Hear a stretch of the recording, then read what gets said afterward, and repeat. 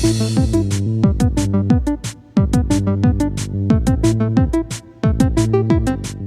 guys, Jay here, and we don't have much Ratchet and Clank news until today at the time of this recording, that we may be getting some new details on the game. But there was a recent Games Radar interview with Marcus Smith, creative director at Insomniac Games, and I'm going to go over the points that were very interesting to me and some of the guns that have been shown off so far, kinda, sort of. It was more so that they talked about the new guns than showed them off. For people who aren't in the know, a dimensional tunneling device known as the Dimensionator damages the fabric of space-time, and our heroes will need to use an ever-evolving arsenal of creative firepower to try and save the universe. As Insomniac doesn't want to give away too much of the story, but players' jaws will hit the floor when they discover the butler did it moment for who the real villain was all along. It was built from the ground up for PS5, so they had access to the broadest palette of techniques and the highest fidelity they had ever had for developing the universe and weaponry. You can look forward to some new developments that make weapon impact feel absolutely amazing, custom adaptive triggers for each weapon that add new functions to the pull of the trigger itself, advanced visual effects that take the visual spectacle even more over the top, haptics to give every impact unique and physical sensations that further allow weapons to express their personality, and their signature creativity for exotic and unexpected weapon concepts in full force. Weapons and gadgets from the past will return, with some getting new renditions like the Shatter Bomb, a concussive deployable bomb that appears to be an upgrade from the Fusion Grenade. The Top Ray Sprinkler,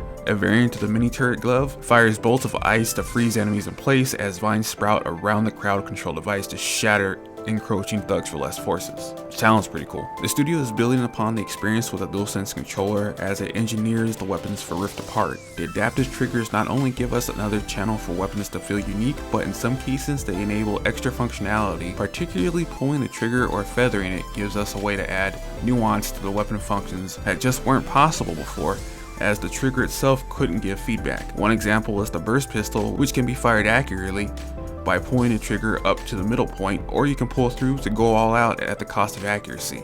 It's much more intuitive to have the secondary function directly on the trigger itself than have players learn different button combinations for it. New abilities expand how Ratchet can traverse the dimensions using rift tethers and combine with a suite of tried and true returning moves to create a moveset that feels empowering and expressive. With the dimensional rifts all over the field, moves that Ratchet has learned will be more fluid and fun to use, as well as his movement speed that has been increased and will be more responsive to control. Insomniac Games is trying to cater to more players than just the hardcore fans, noting that if you've never played a Ratchet and Clank game before, this is an excellent one to start as your first, as the adventure is a standalone storyline, but for longtime fans of the series, they will find threads and connections to previous games and what's to come. It isn't much, and some of the info may have been given in other press releases or interviews, but we can see that Insomniac Games are still trying to tweak gameplay to perfection while trying to invite new people to the series without alienating them if it's their first time playing the IP. In the comments below, tell me what weapons and gadgets you like to make a return in Rift Apart. Stay safe, and I'll see you next time. Hey everyone!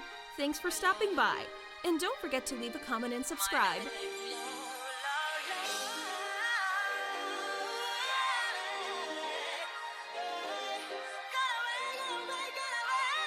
I should be like you, Melvin.